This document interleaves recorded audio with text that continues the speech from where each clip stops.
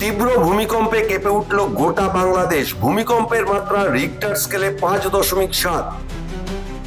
বাংলাদেশের পূর্ব সীমান্তে এই কম্পনের মাত্রা ছিল সব থেকে বেশি, তবে ক্ষয়ক্ষতির রিপোর্ট এখনো পর্যন্ত প্রকাশিত হয়নি। আমেরিকার জিওলজিক্যাল সার্ভের মতামত অনুযায়ী এই কম্পনের উৎস ছিল ঢাকা থেকে 40 কিলোমিটার দূরে। তীব্র কম্পন শুরু হতেই নাগরিকরা যে যার মতো বেরিয়ে আসে ঘর থেকে। দেখুন আজকে সকালে ঢাকার টালমাটাল ছবি।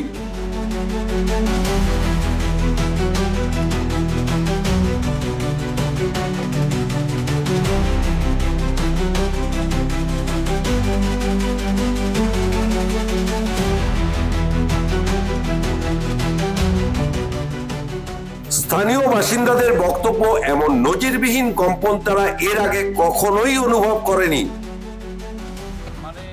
I have never felt such tremor in my 30 years of life.